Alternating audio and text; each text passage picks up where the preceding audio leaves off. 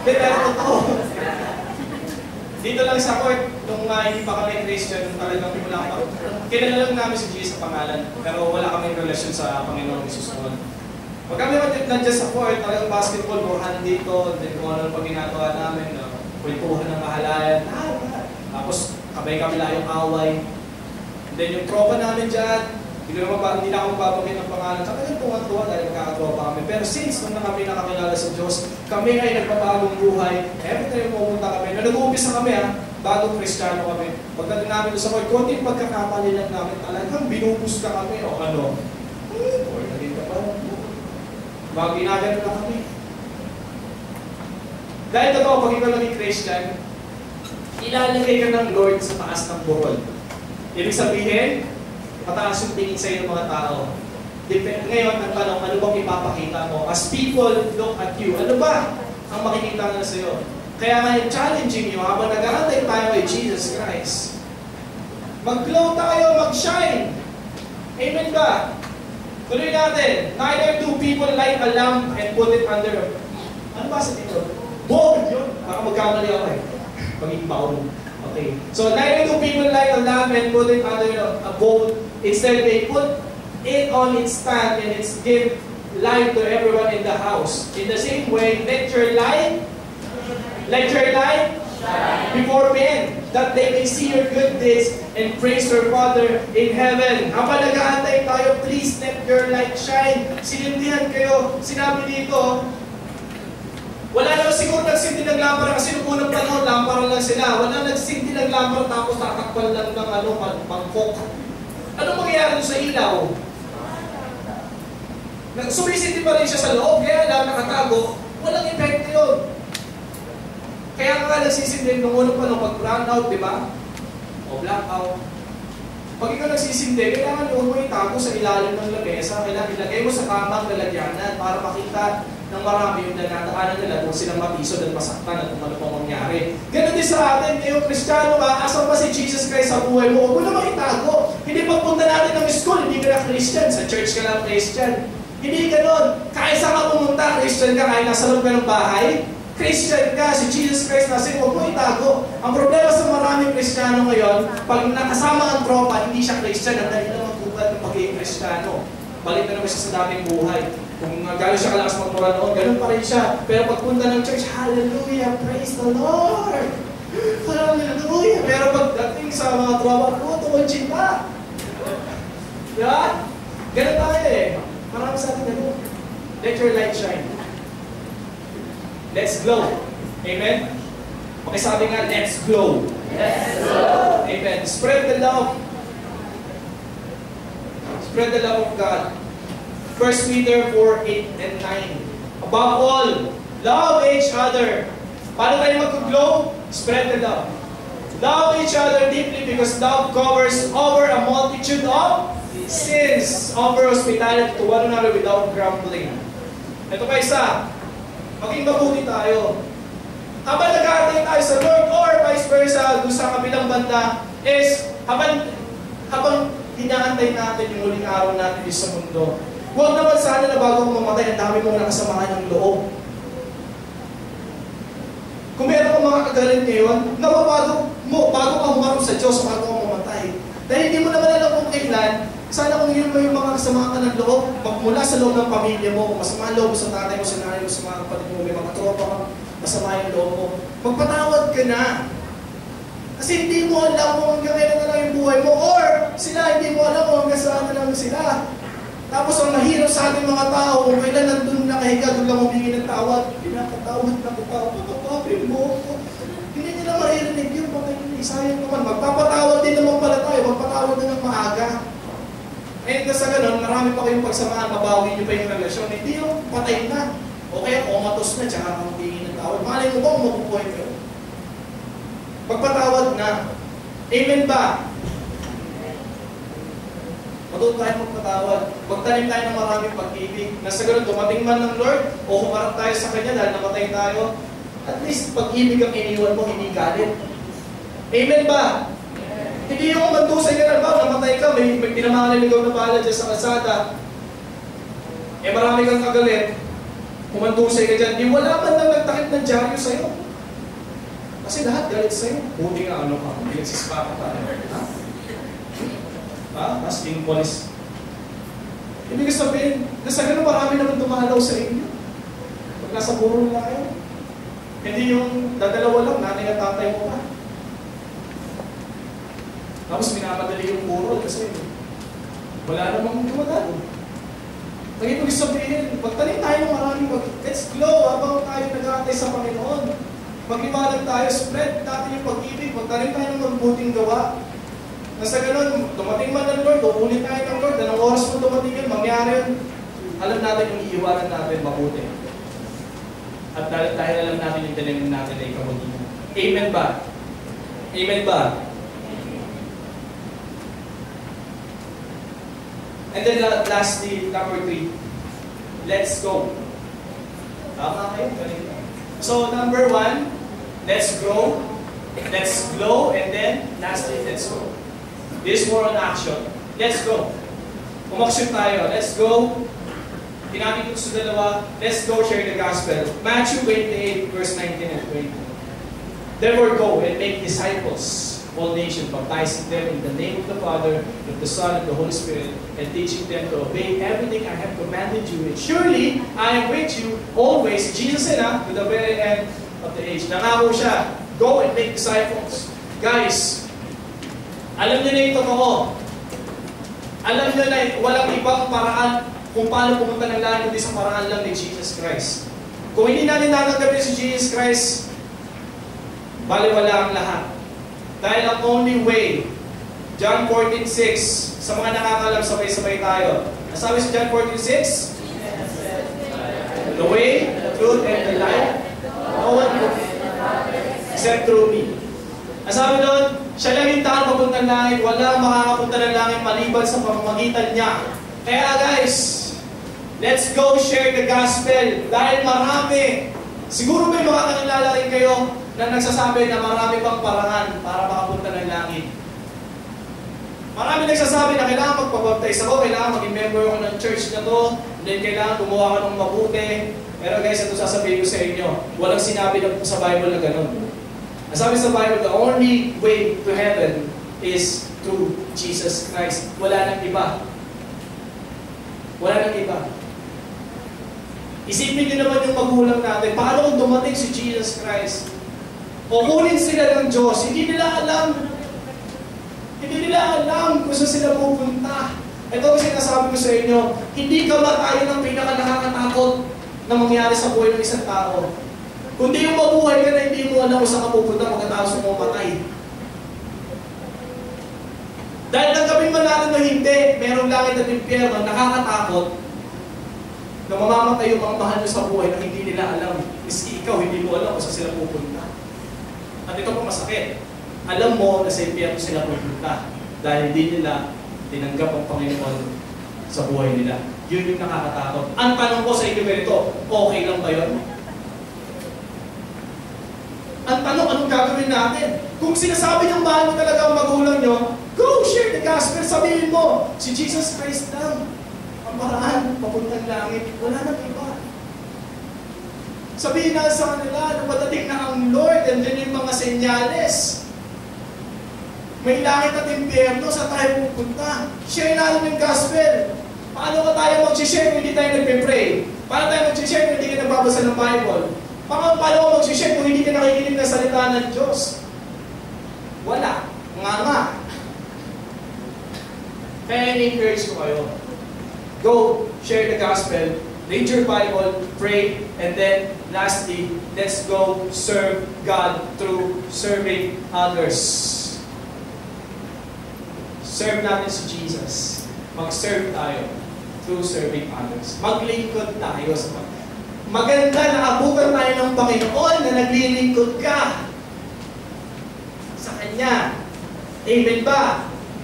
May nabalitaan niya ako, sinabi na ito ni Pastor, habang siya, yung kanyang kakilala, habang nag-worship, nag-lead ng worship, sa harap ng maraming tao, nagpupuri siya sa Panginoon, nag-lead siya, inatake siya sa puso, namatay siya. Sa maraming tao, sabi, ay malas yan. Ang totoo, hindi. Dahil mas magandang ikaw ay abutan ng kamatayan na naglilingkod sa Panginoon kaysa abutan ka ng Diyos at yung kamatayan dahil gumagawa ka ng kasalanan. Hindi ba? Amen ba? Mas maganda na abutan ka ng Lord, nagginulat ka kasi sabi ng Lord, dahil siya para magnanakaw at yung darating siya sa panahon na hindi mo inaasahan. Mahirap magulat at masurpresa sa pagdating ng Lord. Nasurpresa ka kasi gumagawa ka ng mali. Nagulat ka hindi dahil sa pagdating ng Lord, kundi dahil sa yung inabutan niya pagdating niya. Yung inabutan niya, ay nakikita niya. Gumagawa ka ng kasalanan pagdating niya. Hindi na mahirap.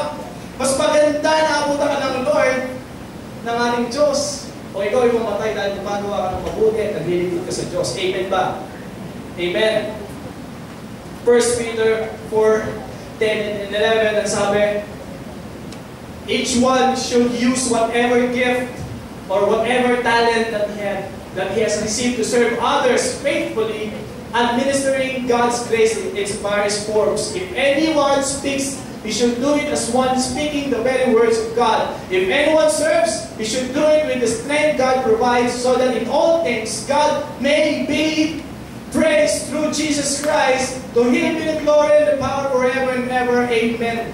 Ang sinabi dito, anuman ang talento na meron ka, anuman yung meron ka sa sarili mo na pwede mong gamitin sa paglilingkod sa Panginoon, gawin mo na, gamitin mo na. Kaysa naman ang galing mong sumayaw, sumasayaw ka naman sa club. Ang galing mo nga mag-gitara. Pero nandun ka lagi sa jumping ng inuman, yung mga katropa mo na kung nag-iinom, kung tinutugtugan mo, ang nangyari, nahikan sila, inom pa tayo, sirahin natin ng ating atay. Kung ano man ang talent na meron pa, gamitin mo para sa Panginoon. And again, we want to challenge you. Gusto namin kasi na makatulong sa inyo. Dahil sa training sa dapat natin gawin, habang nag-aantay sa Panginoon, let's grow, let's glow, and let's go. Ngayon, gusto namin makatulong sa inyo. So, meron kami mga ipapalabas na video sa inyo. Itong church na to, kala niya ito lang yung ginagawa namin, yung parang nag-share na ng gospel, o parang nakatayo lang dito, and then nag-preach. No. Alam niyo ba na maraming ginagawa ang church na to na pwede kayong maging kaisa? Pwede kayong maging kaisa sa paglilingkod na sa Panginoon. Samahan mo kami sa paglilingkod na sa Panginoon through these videos, ito yung mga ministry ng simbahan na ito, and then mamaya, paakyatin natin yung mga ministry head to challenge you regarding sa kanilang mga ministry. Ready na ba tayo, Philip? So, this is the first ministry. Ito yung naglilingkod itong ministry na ito sa mga kabataan. Mga kabataan talaga. So, this first. So, sa mga magsasalita rito, please challenge these people, itong mga kabataan natin.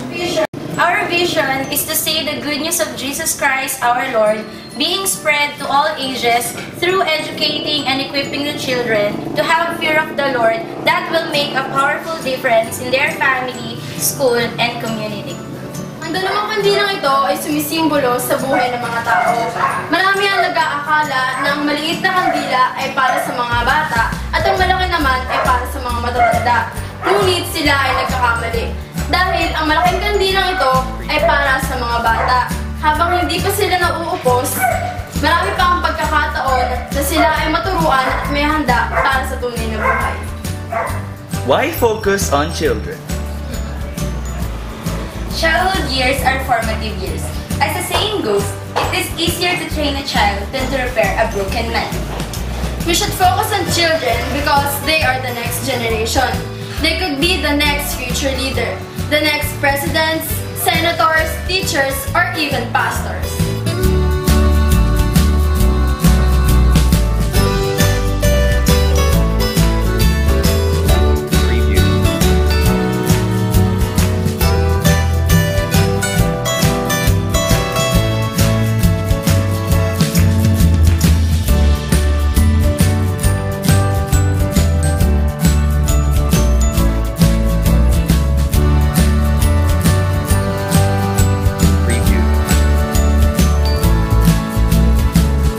Experience ko sa Children Ministry ay masaya dahil nakakatuwa na makita yung mga bata na natututo sa murang edad. Nakakatuwa nalalaman nila yung message ni Lord para sa kanila.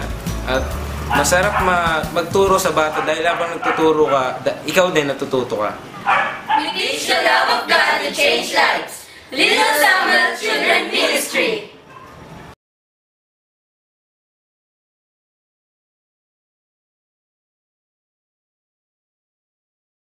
Tinatawagan ko yung, sino ka? Okay.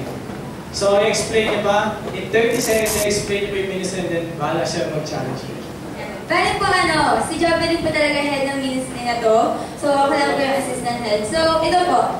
Itong ministry na to, yung narinig nyo, we teach the love of God, to change lives. To change lives ng mga bata. Kasi alam natin sa mundo ito, ang pinakabata talaga yung apektado. Kasi kung ano man yung natuturo natin, ano man yung nasasabi natin, ano man yung nakikita nila, yun yung dadalhin nila hanggang paglaki nila. Kaya kami, itong ministry na to, yung ministry na ito, ginagamit ito para i-teach yung love ni God sa mga bata. Okay, ako na lang magpapaliwanag. Sa mga mahilig dito sa bata, gusto nyo gamitin yung pagkahilig sa bata para gamitin ito para sa Panginoon. We challenge you. Join kayo sa ministry Little Samuel Ministry. And para makahanap pa kayo ng mga information, anong gagawin, ano ba yung ginagawa dyan, please, i-approach nyo. Sino i-approach dito, Nats? Wala siya. Si Patricia na lang yung nagsentra dito kanina. Please, approach them. We challenge you. Again, habang tayo nag-aantay sa Panginoon, let's go serve. At ito yung mga service na ginagawa namin. So, another video is panibagong ministry na pwedeng baka ito na yung healing ninyo. Please watch this.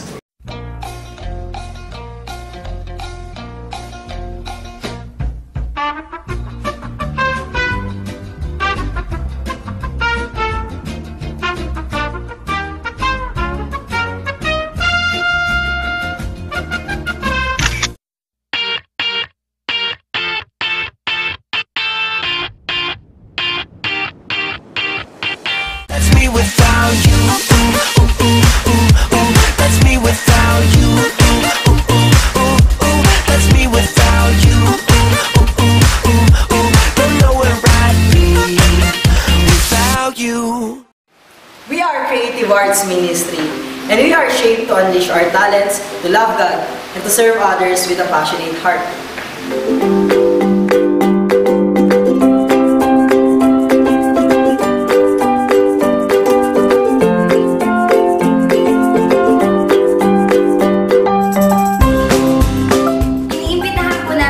Na sumali sa Creative Arts Ministry.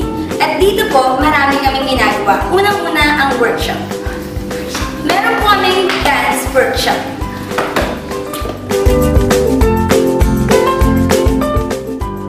Pangalawa naman po ang acting workshop. At lastly, meron kaming art workshop.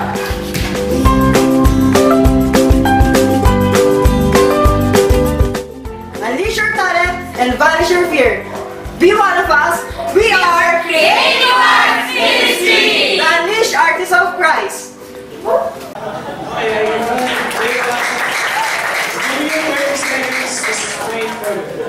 And muli kami po yung Creative Arts Ministry and we serve God through visual and performing arts. Kaya yun, muli, kung kayo nagkakaroon ka ngayon ng desire sa puso nyo ngayon, grab nyo agad yung opportunity na ito na sumali kayo sa Creative Arts. Kasi marami din kami ginagawa dito and ayun, nagpapalabas din kami sa mga lugar, sa labas. And ayun, we share the gospel of God through creative arts, unique manner, and creative way of sharing the gospel of the Lord. Yeah, be one of us.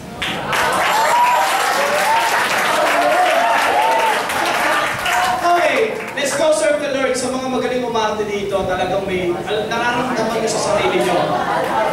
Every time naharap nyo sa salamin, mukha kayong artista, ako na yun. Talagang, please join. Ito si Jay Mangasa. Let's go serve the Lord. Ito, may acting tayo, ministry. Nagpapalabas tayo sa iba't ibang lugar. So please join us. Ito nga, may darating kami project, December 22, Christmas special yun. So please, sa mga gustong mag-umarte, sumayaw, andito ang Creative Arts Ministry na Unleashed Artists of Christ. Okay. So next video, next ministry na amin pong i-encourage sa inyo na salihan ninyo, please, let's go serve the Lord through this ministry.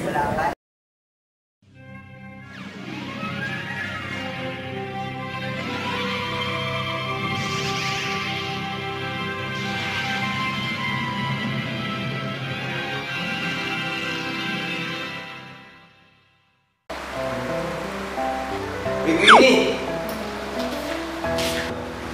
Uy, Philip! Hindi nagawa ka pa. Wala naman. May papansin ako sa yung video sa ministry namin, Cyber Servants. Sige, pero paano may papanood sa akin?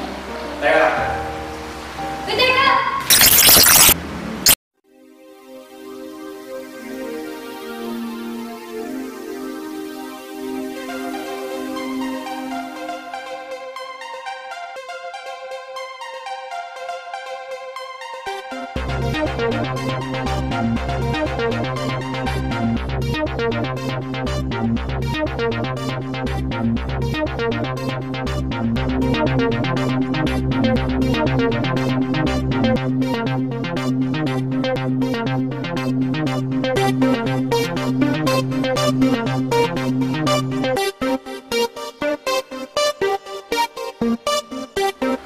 Galing pala talaga ng cyber servants, no? It's not just about pressing buttons, playing songs, and shooting videos. It's all about the gospel. Oo, kahit maliit lang kami, we exist to serve God. Kaya kayo rin! Sali na! Ayan.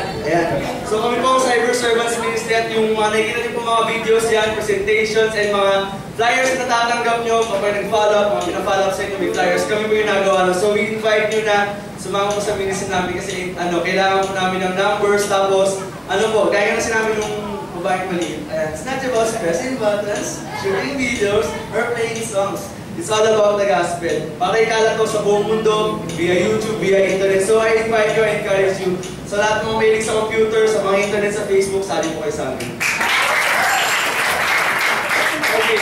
Sa mga magaling dito sa computer, please join the Cyber Servants Ministry. So kaya natin mag-spread ng gospel kahit through internet. Lahat ng sites kaya natin, basta yun.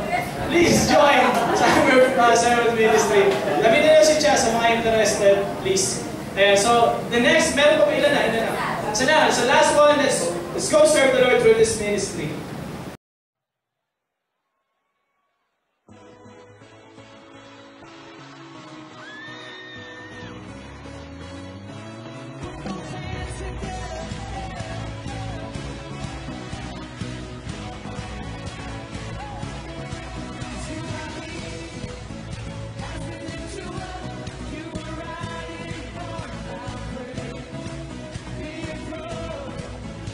Your voice. Your hands, your skills, your talent, your heart. Your life. Worship, Bless. encounter, Celebrate. connect, Magnify. praise, Glorify. one name.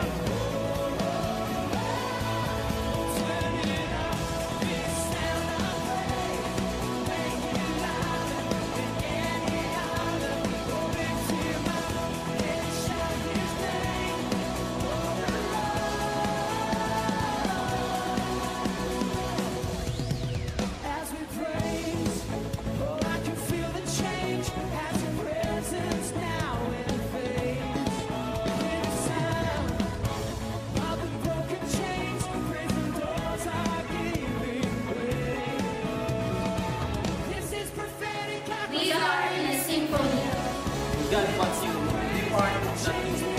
That God has called to.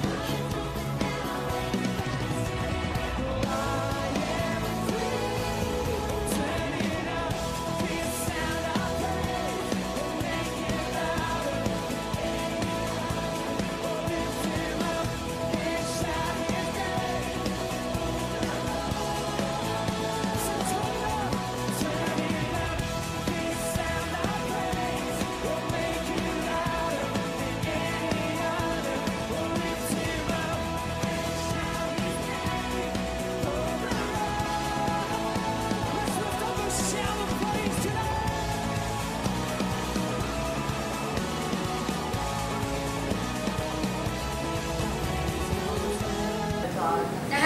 kami ng kalooban ng talento sa pag-awit at pagtugtog at may puso sa pagpupuri. Ngayon pa lang habang kabataan ka, ipagamit mo na yan bago pa mahuli ang lahat. Dahil pagdating sa langit, lahat tayo part ng malaking banda. Ngayon pa lang practicing na natin for the glory of God. Mapagpunta sa atin. Okay, bibigyan po namin kayo ng mga slip. And then, andyan yung mga ministry na pinakita namin. This we're encouraging you. Let's grow, and let's go serve the Lord. Please, we encourage you, sama kayo. Kapag naghahantay tayo sa Panginoon, ang sarap maglingkod sa Panginoon. Sa lahat ng please, yung mga small group, please, mag-form ng small group. Kayo na bahala mag-encourage dyan. Sige, sa lahat ng small group, please, we encourage you.